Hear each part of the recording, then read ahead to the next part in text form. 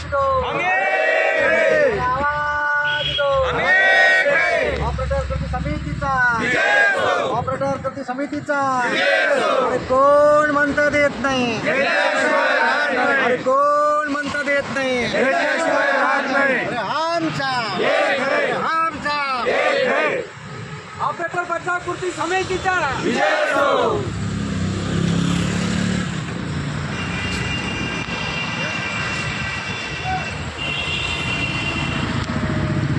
राजू का नंबर है, राजू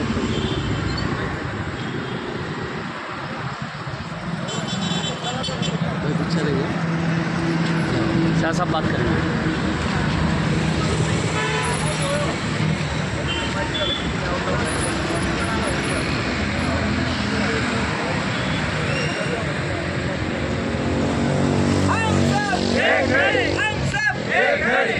ऑपरेटर बचाव समितीचा, ऑपरेटर बचाव समितीचा कोण म्हणता देत नाही। हम सब एक है।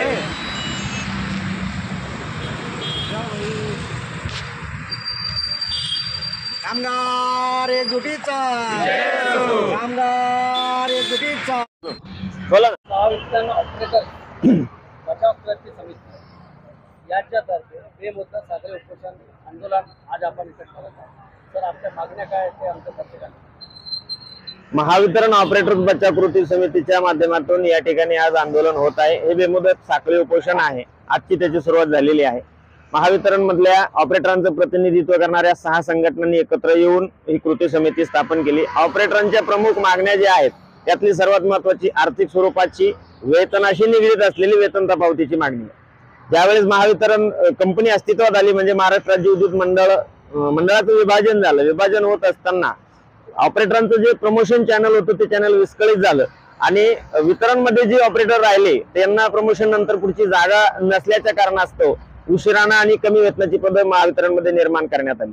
ती वेतन तफावत जी सुरुवातीला अगदी काही रुपयांमध्ये होती आज ती तब्बल 15 ते 18,000 रुपयापर्यंत जाऊन पोहोचलेली आहे आणि ही दिवसेंदिवस ही तफावत वाढत जाणार आहे। वेतन तफावतीशिवाय दुसरा एक मुद्दा असा होता की उच्च वेतनाची पदं महावितरण मध्ये यांनी निर्माण केलेलीच नाही, जे की कंपनीकरण करताना ते करणार असं त्यांनी घोषित केलेलं होतं।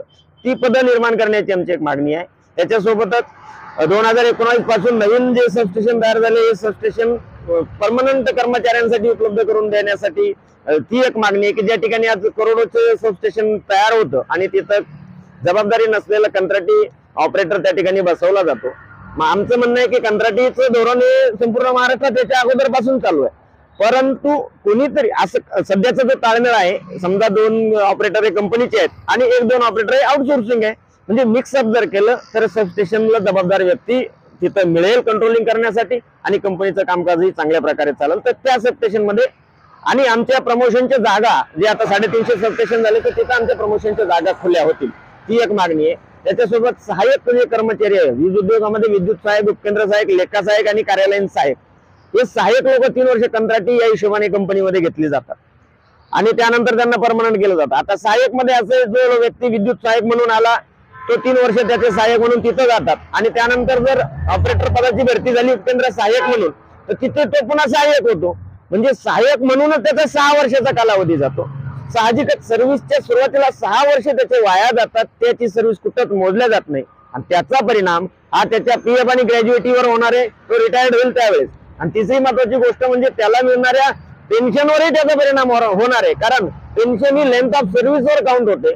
सर्व्हिस मधले 6 वर्ष त्याचे तुम्ही काढून टाकतात, बाकीच्यांचे 3 वर्ष काढून टाकतात, तर तो कंत्राटी कालावधी जो आहे त्या बाबतीत महाराष्ट्र शासनानं मत्स्य विभाग असेल, तुमचा शालेय शिक्षण विभाग असेल, ग्राम विकास विभाग असेल, या विभागांनी त्यांच्या सहाय्यक कर्मचाऱ्यांसाठी धोरण आणलं की सर्वांचा कंत्राटी कालावधी ऍज अ सर्व्हिस म्हणून काउंट करा असं त्यांनी गृहीत केलं आणि ते लागू झालं।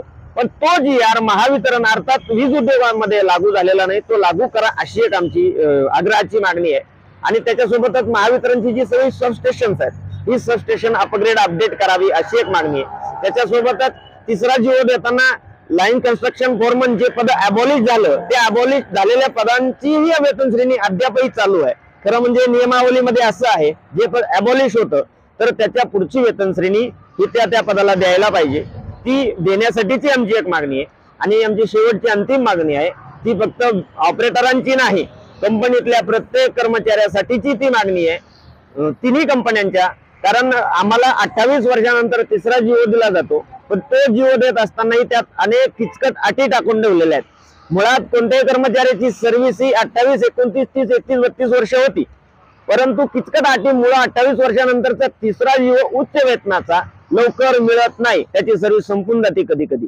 तर त्यात असलेल्या अटी जाचक काढून टाकाव्या, तो जिओ आम्हाला 24 वर्षानंतर द्यावा आणि प्रमोशनच्या आणि जिओच्या माध्यमातून असलेल्या अटी काढून टाकाव्या, विना अट आणि 24 वर्षानंतर तो जिओ द्यावा. अशा प्रकारच्या आमच्या मागण्या आहेत, त्यासाठी आम्ही या ठिकाणी बसलोय. बेमुदत साखळी उपोषण आंदोलन आहे. जर आमची मागणी पूर्ण झाली नाही तर मागणी पूर्ण होत नाही म्हणून तर आम्ही उपोषणाला बसलोय.